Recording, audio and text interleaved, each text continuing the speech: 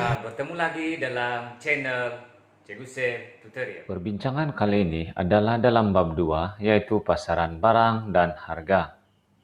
Di bawah topik 2.1 permintaan. 2.1.1 faktor yang mempengaruhi permintaan. Objektif perbincangan adalah yang pertama, mengenal pasti faktor-faktor yang mempengaruhi permintaan. Yang kedua, menentukan kesan ke atas permintaan bagi setiap faktor tersebut. Faktor yang pertama adalah harga barang itu sendiri. Harga barang itu sendiri merupakan faktor utama yang mempengaruhi kuantiti yang diminta. Kuantiti yang diminta akan bertambah apabila harga barang itu jatuh. Ini menunjukkan isi rumah akan menambahkan kuantiti diminta apabila harga barang itu jatuh. Dan sebaliknya, jika harga sesuatu barang meningkat, maka kuantiti diminta terhadap barang tersebut akan berkurangan. Ini menunjukkan isi rumah akan mengurangkan kuantiti diminta terhadap sesuatu barang apabila harganya meningkat. Ini menunjukkan terdapat hubungan negatif antara harga sesuatu barang dengan kuantiti diminta. Dan keadaan ini adalah selaras dengan hukum permintaan yang menyatakan semakin tinggi harga sesuatu barang, maka semakin rendah kuantiti diminta. Sebaliknya, semakin rendah harga sesuatu barang, semakin tinggi kuantiti diminta. Satu perkara yang perlu diingat bagi perubahan harga barang itu sendiri adalah ia tidak akan menyebabkan berlakunya peralihan keluk permintaan. Ia hanyalah berlaku di sepanjang keluk tersebut. Faktor kedua adalah harga barang lain. Sesetengah barangan yang diminta, berlaku perubahan terhadap kuantiti diminta bukannya disebabkan oleh perubahan harga barangan itu sendiri, tetapi disebabkan oleh perubahan harga barangan lain. Dan terdapat dua jenis barang yang mempengaruhi kuantiti diminta, yaitu barang pengganti dan barang penggenap. Barang pengganti merupakan dua jenis barangan yang berbeza tetapi mempunyai fungsi yang sama dan dapat menggantikan kegunaan sesuatu barangan lain. Sebagai contohnya, laptop dan MatePad ataupun tablet. Apabila harga laptop meningkat, maka kuantiti diminta terhadap laptop akan menurun. Dan ini akan menjadikan secara relatifnya harga tablet menjadi lebih murah. Dengan itu, permintaan terhadap tablet atau MatePad akan meningkat. Ini akan menyebabkan keluk permintaan terhadap tablet atau MatePad beralih ke kanan. Ini menunjukkan hubungan antara harga laptop dengan kuantiti diminta terhadap tablet ataupun MatePad adalah positif. Dengan itu, dapat dikatakan bahwa hubungan antara harga dan kuantiti diminta bagi barang pengganti adalah positif. Yang kedua adalah barang penggenap. Barang penggenap adalah barangan yang berbeza, tetapi harus digunakan secara bersama dengan sesuatu barangan lain. Sebagai contohnya, kamera digital dengan memori card. Apabila harga kamera digital menurun, maka kuantiti diminta terhadap kamera digital akan bertambah. Dan ini akan menyebabkan permintaan terhadap kad memori akan turut bertambah. Ini menunjukkan terdapat hubungan negatif antara harga dan kuantiti diminta bagi barang penggenap. Faktor ketiga adalah pendapatan pengguna. Pendapatan pengguna merupakan faktor yang penting bagi menentukan permintaan. Jika pendapatan pengguna bertambah, ini bermakna keupayaan membeli seseorang pengguna akan meningkat. Hanya permintaan terhadap sesuatu barangan akan meningkat. Sebaliknya, jika pendapatan pengguna berkurangan, maka keupayaan untuk membeli sesuatu barangan akan berkurangan. maka pengguna tersebut tidak mampu untuk membeli sesuatu barangan dengan jumlah yang banyak. Ini akan menyebabkan permintaan terhadap sesuatu barangan akan berkurangan. Bagaimanapun, keadaan ini hanya benar jika barangan tersebut adalah barang normal.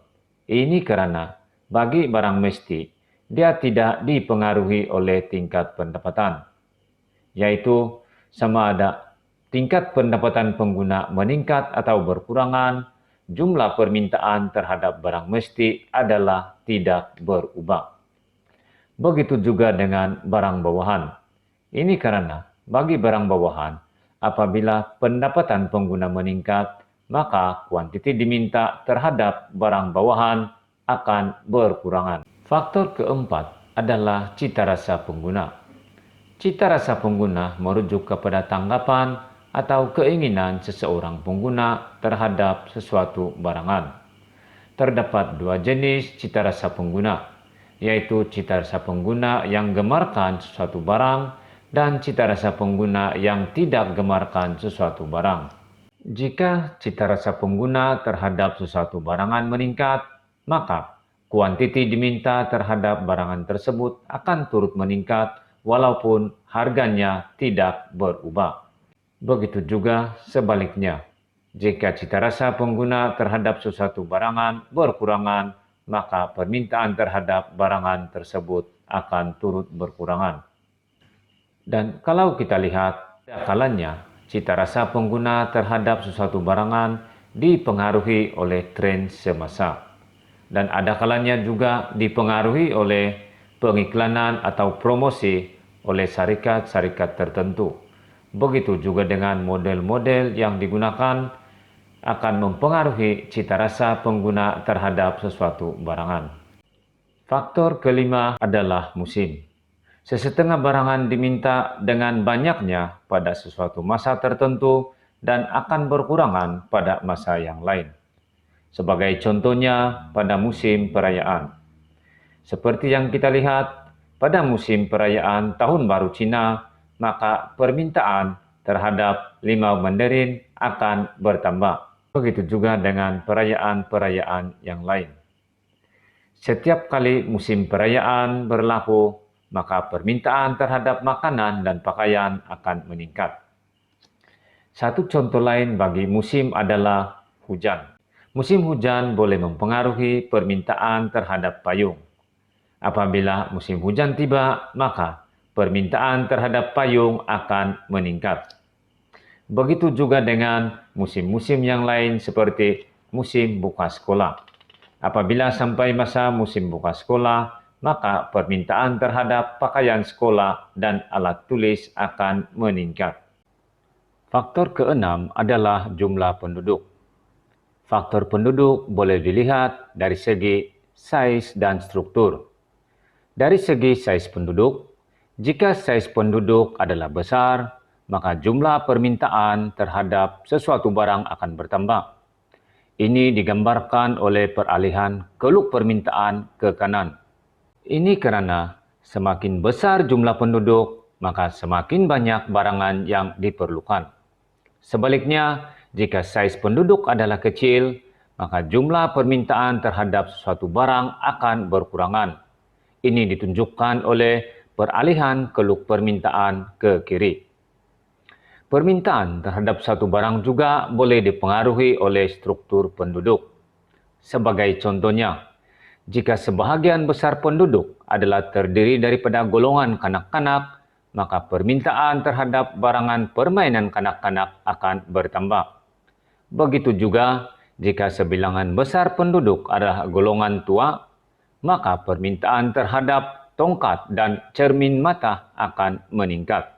Faktor ketujuh adalah jangkaan harga masa hadapan.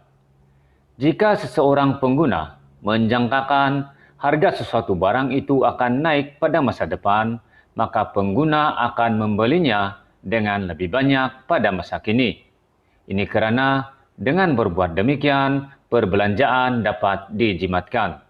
Dengan ini, keluk permintaan barangan tersebut akan beralih ke kanan dan kuantiti permintaan akan bertambah. Sebaliknya, jika seseorang pengguna menjangkakan bahwa harga sesuatu barang akan jatuh pada masa depan, maka dia akan menangguhkan pembelian pada masa kini.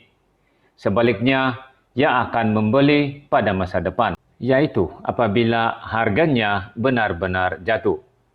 Dengan itu, keluk permintaan barangan akan beralih ke kiri dan kuantiti permintaan akan berkurangan. Faktor ke-8 adalah dasar kerajaan. Dasar yang dilaksanakan oleh kerajaan akan mempengaruhi permintaan terhadap sesuatu barangan. Apabila kerajaan melaksanakan dasar untuk meningkatkan penggunaan terhadap sesuatu barangan, maka permintaan akan bertambah. Sebagai contohnya, kempen yang dilaksanakan oleh kerajaan yaitu kempen belilah barangan tempatan.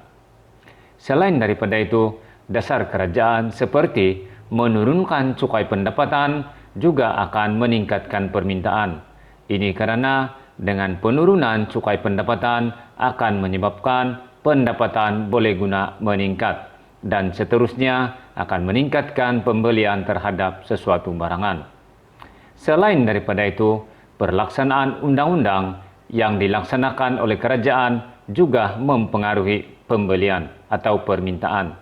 Sebagai contohnya, apabila kerajaan melaksanakan undang-undang untuk mewajibkan pemakaian topeng muka atau pelitup muka apabila berada di tempat awam, telah menyebabkan permintaan terhadap pelitup muka meningkat.